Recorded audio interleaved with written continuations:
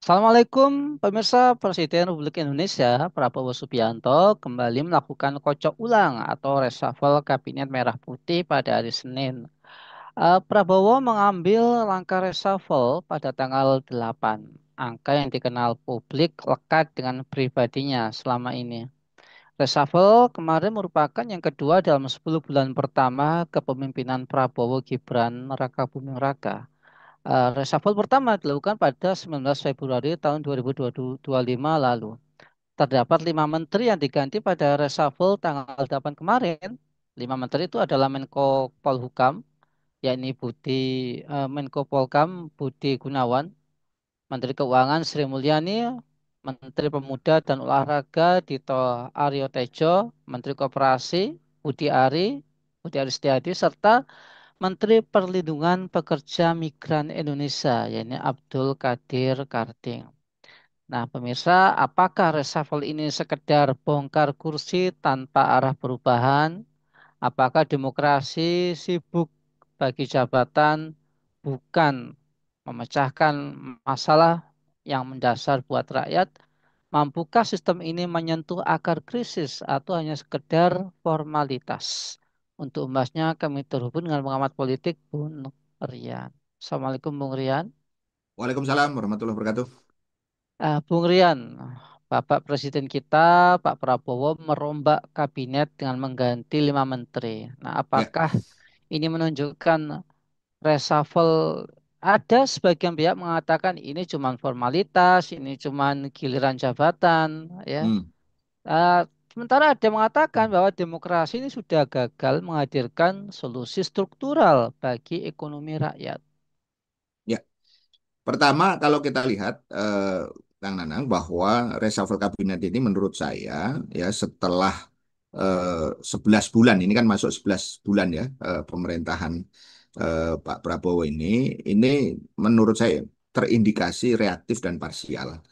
Gitu ya. Kenapa reaktif? Karena lebih dominan ya nuansanya itu karena desakan eksternal ya pasca tragedi Agustus Kelabu ya kemarin yang menewaskan 10 orang ya dan juga berbagai kerusakan ya dari berbagai upaya-upaya pembajakan aksi begitu ya yang kemudian akhirnya kita lihat ada penjarahan dan segala macam ya yang ada di situ ya sehingga itu sangat kelihatan terutama nanti di beberapa nama seperti Sri Mulyani misalnya Menteri Keuangan yang dianggap begitu banyak menyusahkan ya karena adanya berbagai pajak begitu ya.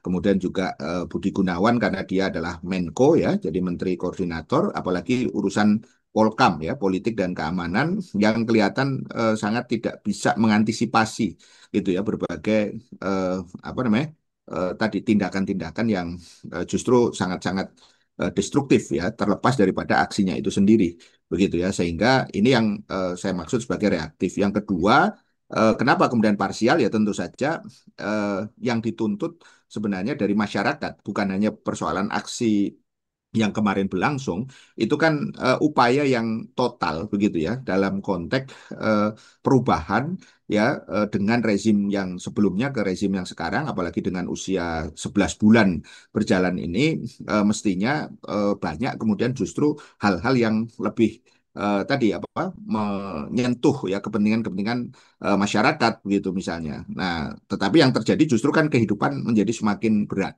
gitu ya ekonomi bertambah sulit pajak kemudian begitu apa namanya membebani begitu ya sementara masyarakat hari ini juga ada PHK begitu ini saya kira tadi yang saya katakan jadi tidak menyentuh kepada akar masalah hanya parsial kalau tadi disampaikan ini sekedar formalitas ya formalitas itu lahir dari ketika memang secara struktural itu kita gagal di dalam memahami apa akar masalah yang kemudian terjadi dan hanya sekedar tadi tambal sulam. Saya kira itu sebagai awal, Kang Nanang. Ya, Bung Rian, posisi penting Menko Polkam justru dibiarkan kosong dan hanya diisi oleh ad interim. Ya, Padahal Indonesia sedang menghadapi tantangan serius di bidang politik dan keamanan. ya, Ada yang mengatakan ini pemerintah hanya sibuk bongkar pasang kursi pejabat, tapi belum sampai pada usaha untuk membangun kepemimpinan strategis yang dibutuhkan oleh bangsa. Apakah seperti itu, Bu? Ya, itu faktanya seperti itu kan. Ini contoh ketidaksiapan yang dibaca oleh publik gitu ya. Mestinya kalau reshuffle kan sudah ada orangnya gitu kan.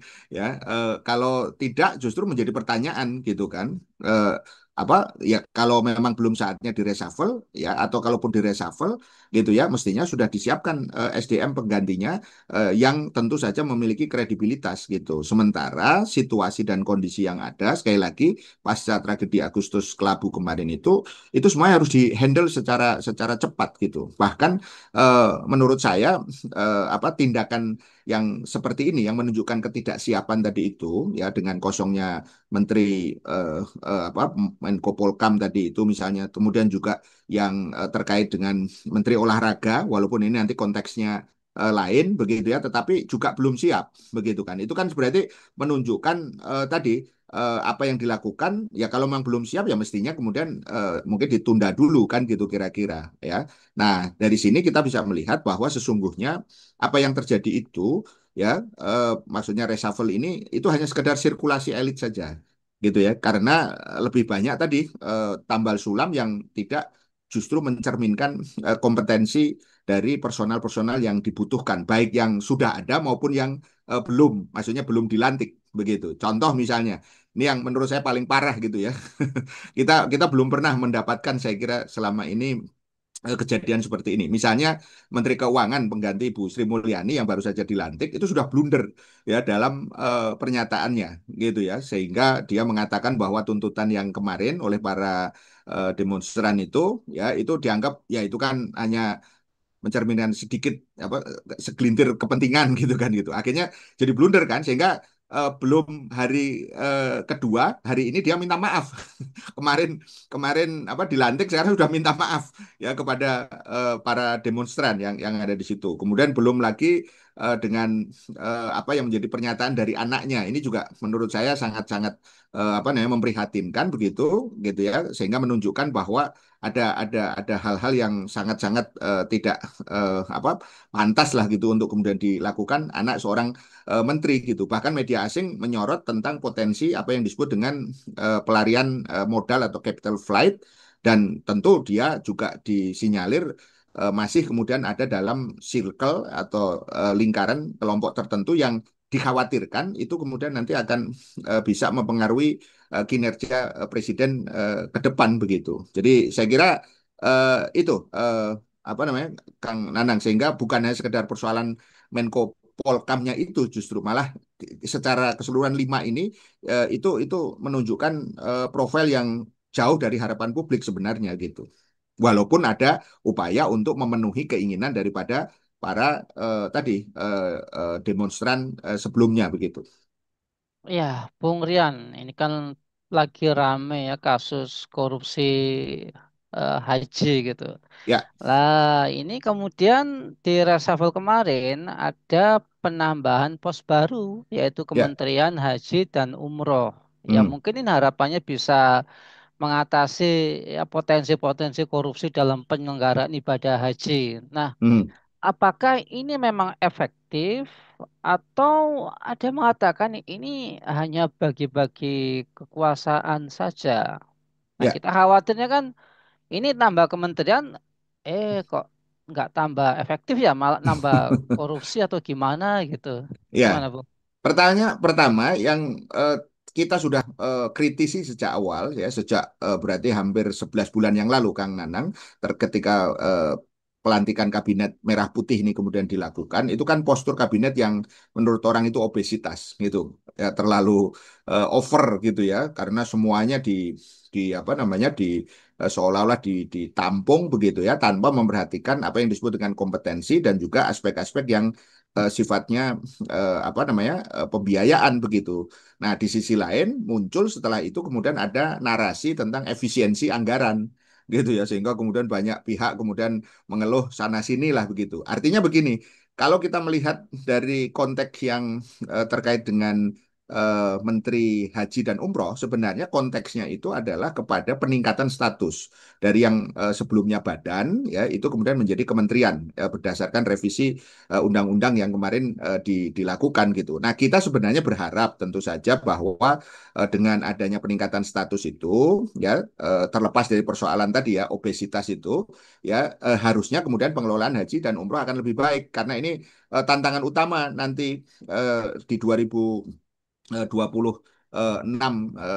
nanti gitu ya kalau kemudian nanti apa namanya ada penyelenggaraan haji gitu ya karena apa kita persoalan yang tadi disebut oleh Kang Nanang tentang dugaan korupsi ya kuota haji yang lebih dari 1 triliun ya di apa namanya diduga merugikan negara dan lebih dari 8.400 jamaah itu yang reguler dialihkan ke haji khusus ya yang itu jelas pelanggaran undang-undang tetapi sampai hari ini kan belum ada tadi apa pihak-pihak yang kemudian di apa namanya diproses gitu ya. Artinya mulai dari tersangka dan seterusnya begitu ya. Artinya apa? Tantangan dari Kementerian Haji dan Umroh ini ya apakah nanti akan bisa mengatasi persoalan-persoalan itu? Ya tentu kita oke lah kita beri waktu gitu ya. Tetapi saya ingin katakan kalau nanti kinerjanya itu sama saja dengan yang sebelumnya, kita malah kemudian khawatir nanti malah akan memberikan citra yang semakin buruk ya dalam konteks pengelolaan ibadah yang begitu banyak di